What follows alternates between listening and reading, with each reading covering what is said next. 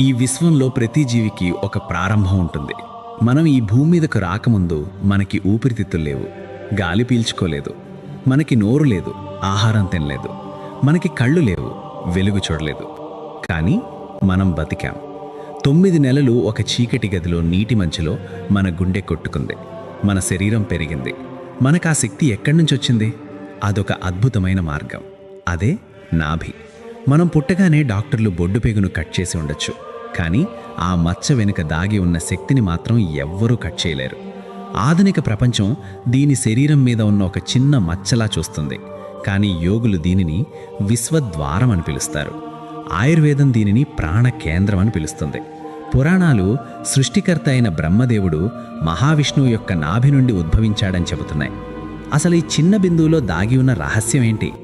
మీ ఆరోగ్యం, మీ ఎమోషన్స్, మీ విజయం, చివరికి మీ ఆయుష్ కూడా ఈ నాభి మీదే ఆధారపడి ఉన్నాయి. రండి, ఈరోజు మన శరీరం మధ్యలో ఉన్న ఈ మాయా కేంద్రంలోకి ప్రయాణిద్దాం. ఇది నాభి మండల శాస్త్రం. ఈరోజు మనం మాట్లాడబోయే టాపిక్ కేవలం ఆరోగ్యం గురించి మాత్రమే కాదు, ఇది మన ఉనికి గురించిన టాపిక్. ఈ వీడియో కోసం మేము ఎన్నో పురాతన గ్రంథాలు, మోడర్న్ రీసెర్చ్ పేపర్స్ పరిశీలించి ఈ స్క్రిప్ట్ తయారు చేశాం. ఈ వీడియో చివరి వరకు చూస్తే మీ శరీరంలో ఉన్న ఒక అద్భుతమైన స్విచ్ని ఆన్ చేసే టెక్నిక్ మీకు తెలుస్తుంది. దయచేసి ఎక్కడా స్కిప్ చేయకండి. మన భారతీయ సంస్కృతిలో ఏ కథలోనైనా ఒక లోతైన సైన్స్ దాగి ఉంది. మీకు పద్మనాభస్వామి గురించి తెలిసే ఉంటుంది. ఆ పేరులోనే అర్థం ఉంది, పద్మము నాభిలో కలిగినవాడు అని. భాగవత పురాణం ప్రకారం సృష్టికర్త అయిన బ్రహ్మదేవుడు మహావిష్ణువు యొక్క నాభి నుండి ఉద్భవించాడు. దీని అర్థం ఏంటి? నాభి is the origin of creation. సృష్టి మొత్తం ఒక కేంద్ర బిందువు నుండి మొదలైందని చెప్పడానికి ఇదొక సంకేతం. ఋగ్వేదంలోని 10వ మండలం 90వ సూక్తంలో ఒక మంత్రం ఉంది, నాభ్యా ఆసీదంతరిక్షం శీర్షణోద్యౌ సమవర్తత. దీని అర్థం ఆ విరాట్ పురుషుడి నాభి నుండే అంతరిక్షం పుట్టింది అని. ఇక్కడ ఋషులు మనకొక గొప్ప విషయాన్ని చెబుతున్నారు. విశ్వానికి ఒక కేంద్రం ఎలా ఉందో మన శరీరానికి కూడా ఒక కేంద్రం ఉంది. అదే నాభి. యథాపిండే తథా బ్రహ్మాండే. బయట ఉన్న విశ్వశక్తిని మీ శరీరంలోకి లాక్కునే ఒకే ఒక గ్రావిటీ పాయింట్ మీ నాభి. అందుకే పురాతన ఆలయాల్లో విగ్రహ ప్రతిష్ఠ చేసేటప్పుడు విగ్రహం యొక్క నాభి స్థానంలో రత్నాలు, యంత్రాలు ఉంచుతారు. ఎందుకంటే ప్రాణప్రతిష్ఠ అక్కడే జరుగుతుంది కాబట్టి. ఇప్పుడు కాస్త సైన్స్లోకి వెళదాం. ఒక తల్లి గర్భంలో పిండం ఏర్పడినప్పుడు మొట్టమొదట తయారయ్యేది మెదడు కాదు, గుండె కాదు, అది బొడ్డు పేగు కనెక్ట్ అయ్యే ప్రాంతం. అక్కడి నుండే ఆహారం వెళుతుంది, ఆక్సిజన్ వెళుతుంది. అక్కడి నుండే బిడ్డకు కావలసిన ప్రతి అవయవం తయారవుతుంది. ఆయుర్వేదంలో సుశ్రుత సంహితలో ఒక మాట ఉంది, శిరధమనీ జననీ నాభి.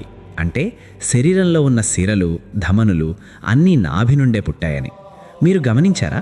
మన శరీరంలో మొత్తం 72,000 నాడులున్నాయని యోగశాస్త్రం చెబుతోంది. ఈ 72,000 నాడులు ఒకే చోట కలుస్తాయి. ఆ జంక్షన్ బాక్స్ పేరే నాభి. దీనిని మీరు ఒక చక్రం అనుకుంటే, నాభి అనేది ఇరుసు లాంటిదే. ఈ ఇరుసు సరిగ్గా ఉంటేనే బండి నడుస్తుంది. అందుకే ఆయుర్వేదం ప్రకారం మనిషి చనిపోయిన తర్వాత కూడా శరీరం చల్లబడుతుంది, కానీ నాభి ప్రదేశం మాత్రం సుమారు 3 గంటల పాటు వెచ్చగా ఉంటుంది. ఎందుకంటే ప్రాణం చివరిగా వదిలి వెళ్లే ప్రదేశం అదే.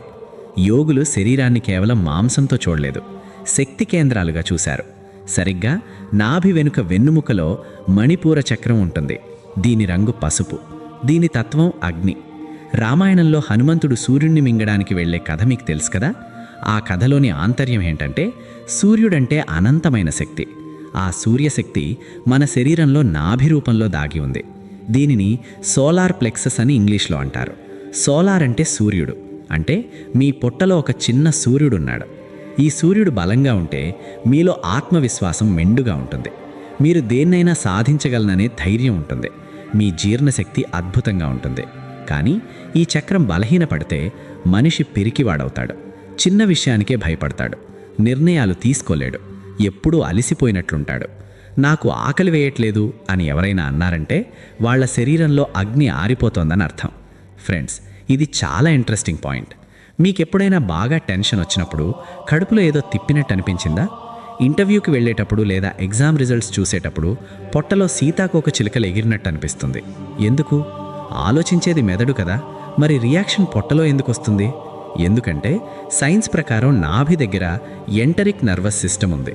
దీనిని డాక్టర్లు రెండవ మెదడు అని పిలుస్తారు. మీ మెదడులో ఉండే న్యూరాన్స్ లాంటివే ఇక్కడ 500 మిలియన్లకు పైగా ఉన్నాయి.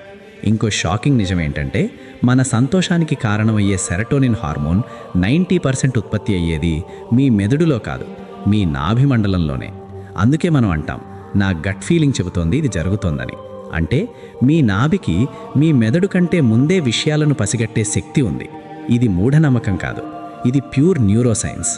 ఇంత శక్తివంతమైన కేంద్రం కాబట్టే ఇది కొంచెం డిస్టర్బ్ అయినా శరీరం మొత్తం అల్లకల్లోలమవుతుంది. దీనినే ఆయుర్వేదంలో నాభి చలనం లేదా ధరణ అంటారు. మనం బరువులెత్తినప్పుడు, సడన్గా కదిలినప్పుడు లేదా తీవ్రమైన స్ట్రెస్ వల్ల నాభి తన సెంటర్ పాయింట్ నుండి కొంచెం పక్కకి జరగవచ్చు. నాభి పైకి జరిగితే అరుగుదల సమస్యలు, ఛాతిలో మంట, వాంతులు వస్తాయి. నాభి కిందకి జరిగితే విరేచనాలు, స్త్రీలలో పీరియడ్ సమస్యలు వస్తాయి. నాభి పక్కకు జరిగితే తీవ్రమైన కడుపు నొప్పి, గ్యాస్ వస్తుంది. మరి నాభి సరిగ్గా ఉందో లేదో తెలుసుకోవడం ఎలా? దీనికి ముందుగా నేల మీద వెల్లకిలా పడుకోండి. చేతులు పక్కన పెట్టండి. మీ కాలి బొటనవేళ్లను గమనించండి. 2 బొటనవేళ్లు ఒకే ఎత్తులో ఉన్నాయా? ఒకటి కిందకు ఒకటి పైకి ఉంటే మీ నాభి స్థానం తప్పింది అని అర్థం. లేదా ఉదయం పరగడుపున మీ బొడ్డు మీద వేలు పెట్టి చూడండి. అక్కడ గుండె కొట్టుకున్నట్టు లబ్ డబ్ అని బలంగా వినిపిస్తే అది ఆరోగ్యమే. ఆ శబ్దం బొడ్డుకి పక్కన వినిపిస్తుంటే నాభి జారింది అని అర్థం. అయితే ఈ నాభి మండలాన్ని మళ్ళీ శక్తివంతం చేయడం ఎలా? మన ఋషులు దీనికి అద్భుతమైన మార్గాలు చెప్పారు. ఇవి మీరు రేపటి నుండే పాటించవచ్చు. మొదటిగా నాభి పూరణ. మన శరీరంలో 72,000 నాడులు నాభి దగ్గర కలుస్తాయని చెప్పుకున్నాం కదా. మరి ఆ నాడులకి పోషణ ఎలా ఇవ్వాలి? సింపుల్గా రాత్రి పడుకునే ముందు మీ బొడ్డులో 3 చుక్కల నూనె వేయండి. అందులో ఆవు నెయ్యి వేస్తే కంటి చూపుకి, చర్మ సౌందర్యానికి, జీర్ణశక్తికి మంచిది. ఆవాల నూనె వేస్తే కీళ్ల నొప్పులు తగ్గడానికి, పగిలిన పెదాలు తగ్గడానికి మంచిది. ఆముదం వేస్తే మలబద్ధకం పోవడానికి, మోకాళ్ల నొప్పులకు మంచిది. వేప నూనె వేస్తే మొటిమలు, చర్మ సమస్యలు పోవడానికి మంచిది. నూనె వేశాక బొడ్డు చుట్టూ 1 నిమిషం పాటు క్లాక్ వైజ్లో మసాజ్ చేయండి. ఇది శరీరం మొత్తం రీఛార్జ్ చేస్తుంది. రెండవది అగ్నిసారక్రియ. ఉదయం ఖాళీ కడుపుతో శ్వాస పూర్తిగా వదిలేసి పొట్టను లోపలికి లాగి పట్టుకోవడం. ఆ తర్వాత పొట్టను ముందుకు వెనక్కు కదిలించడం. ఇది నాభి లోపల ఉన్న జఠరాగ్నిని ప్రజ్వరిల్ల చేస్తుంది.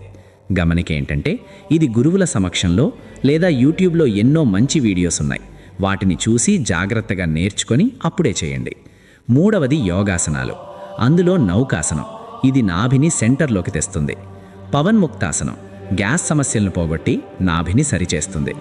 సేతుబంధాసనం నాభి చక్రానికి రక్త ప్రసరణ పెంచుతుంది. నాలుగోది ఆహార నియమం. నాభి అగ్నిస్థానం కాబట్టి చల్లటి పదార్థాలు తాగడం వల్ల ఆ అగ్ని ఆరిపోతుంది. ఎప్పుడూ గోరువెచ్చని నీరు తాగడం అలవాటు చేసుకోండి. ఇది మీ నాభిని కాపాడుతుంది. చివరిగా ఒక చిన్న కథ. అడవిలో కస్తూరి మృగం ఉంటుంది. దానికొక అద్భుతమైన సువాసన వస్తూ ఉంటుంది. ఆ వాసన ఎక్కడి నుంచి వస్తుందో తెలియక అది అడవంతా పిచ్చిగా పరిగెడుతుంది. గడ్డిలోకి వెతుకుతుంది, చెట్ల వెనుక వెతుకుతుంది, అలసిపోయి ప్రాణం వదిలేస్తుంది. కానీ దానికి తెలియని విషయం ఏంటంటే ఆ సువాసన వస్తున్నది బయట నుంచి కాదు, దాని సొంత నాభి నుంచే. మనిషి పరిస్థితి కూడా అంతే. ఆనందం కోసం, ఆరోగ్యం కోసం, శక్తి కోసం ఎక్కడెక్కడో వెతుకుతున్నాడు. డాక్టర్ల చుట్టూ, మందుల చుట్టూ తిరుగుతున్నాడు. కానీ మనకి కావలసిన ప్రాణశక్తి మన నాభిలోనే దాగి ఉంది. మిత్రులారా, మీ నాభి కేవలం శరీరంలో ఒక భాగం కాదు, అది మీ పవర్ హౌస్. దాన్ని నిర్లక్ష్యం చేయకండి. ప్రతిరోజు దాన్ని గమనించండి. దానికి సరైన పోషణ ఇవ్వండి. మీ నాభి ఎప్పుడైతే బ్యాలెన్స్గా ఉంటుందో మీ జీవితం కూడా అప్పుడే బ్యాలెన్స్గా ఉంటుంది. ఋషులిచ్చిన ఈ జ్ఞానాన్ని మళ్ళీ మన జీవితంలోకి తెచ్చుకుందాం. నాభే జీవనకుండం, నాభియే జీవనానికి కుండలి. ఈ వీడియోలో చెప్పిన నాభి ఆయిలింగ్ టెక్నిక్ని ఈరోజు రాత్రే మొదలుపెట్టండి. ఒక 21 రోజులు చేసి చూడండి. మీ శరీరంలో వచ్చే మార్పును చూసి మీరే ఆశ్చర్యపోతారు. మీకు ఈ టాపిక్ మీద ఇంకా లోతైన సందేహాలున్నాయా? కామెంట్స్లో అడగండి. అలాగే మన కళ్ళ గురించి, కళ్ళ వెనుక ఉన్న రహస్యమో, కళ్ళ ఆరోగ్యం గురించి, చేసే త్రాటక సాధన గురించి తెలుసుకోవాలనుకుంటే, దాని మీద డెడికేటెడ్ వీడియో కావాలంటే కమెంట్స్లో టీ అని కమెంట్ చేయండి. ఈ ప్రాచీన జ్ఞానం నలుగురికి చేరాలి. దయచేసి ఈ వీడియోని మీ ఫ్యామిలీ గ్రూప్స్లో షేర్ చేయండి. మరిన్ని అద్భుతమైన స్పిరిచువల్ సైన్స్ వీడియోల కోసం ఛానల్ని సబ్స్క్రైబ్ చేసుకోండి. సర్వేజన సుఖినో భవంతు. జై హింద్.